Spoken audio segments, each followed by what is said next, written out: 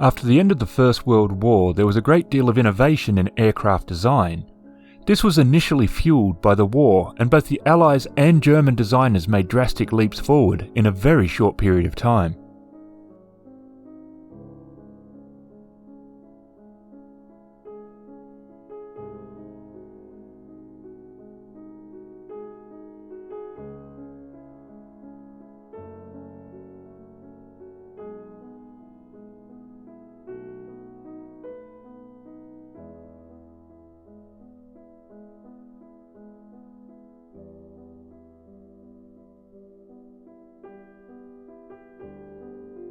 After the war, it was in part aided by the barnstormers. These daring pilots took the public's imagination by storm. Windwalking, aerial transfers of people from one plane to another, and acrobatics.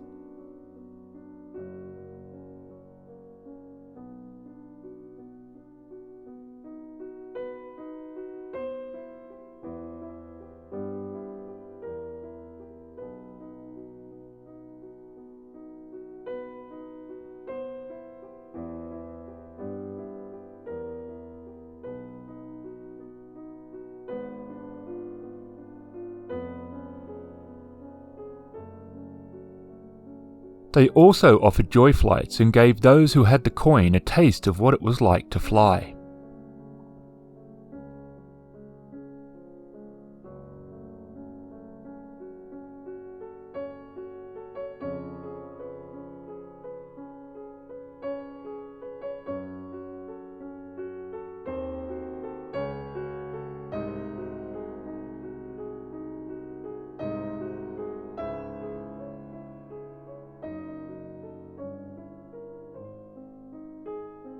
In some ways, this was pushed by the fact that there were both a lot of surplus aircraft and pilots after the war.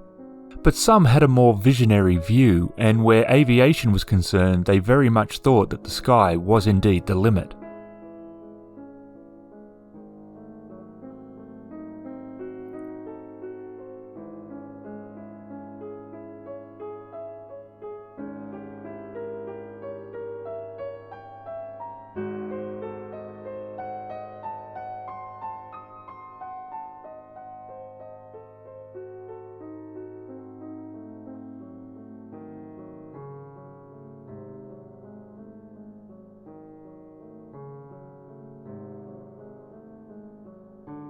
Barnstorming, however, was a very hazardous affair.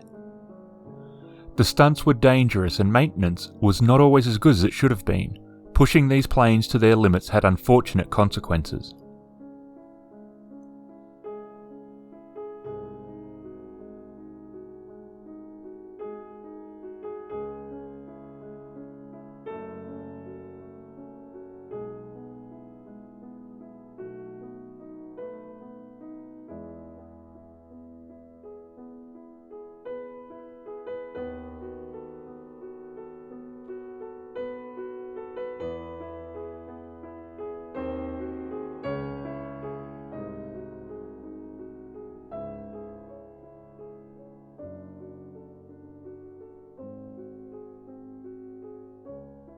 Out of this came the air taxi services and a more robust civilian design sector.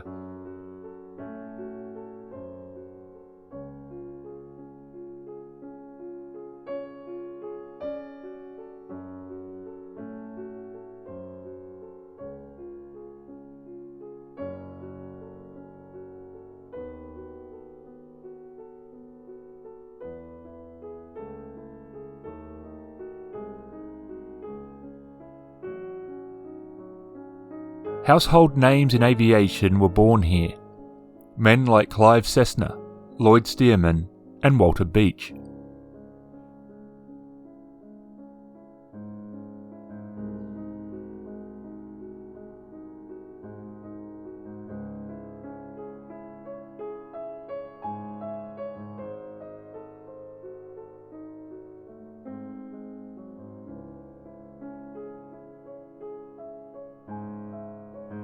They saw a time when owning a plane might not be only for the rich, though this day didn't fully materialise.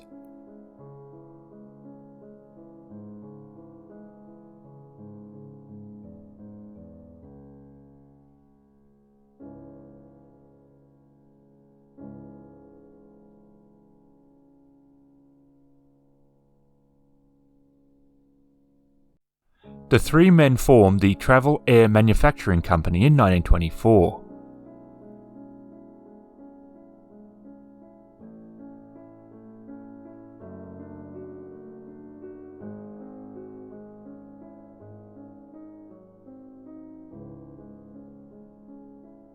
This would be bought a few years later by another powerhouse in aviation history, Curtiss-Wright.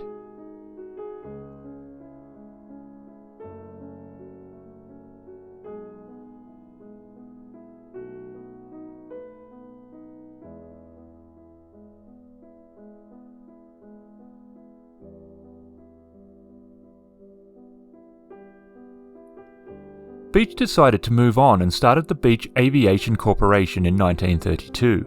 He formed the company with his wife Olive, and her contribution to the company lasted many years. She would die in 1993 with a lifetime of service to the aviation industry.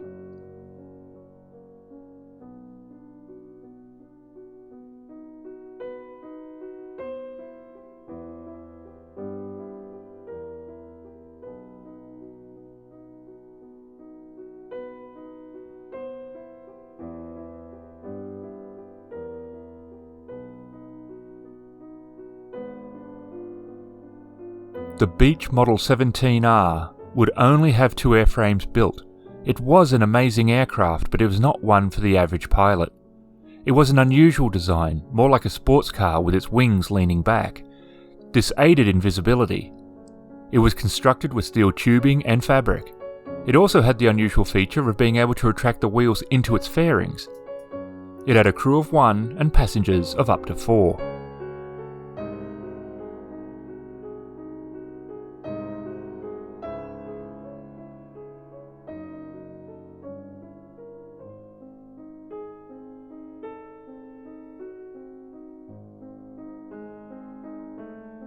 The basic design, though, was indeed solid, and in 1934 the Model B-17L took to the sky.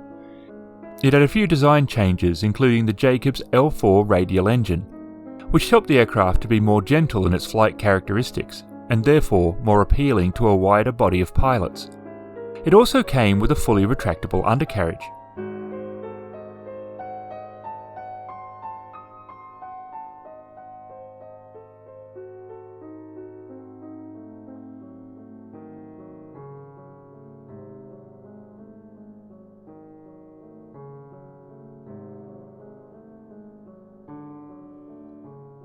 The design would continue to be modified, and it would also find service during World War II.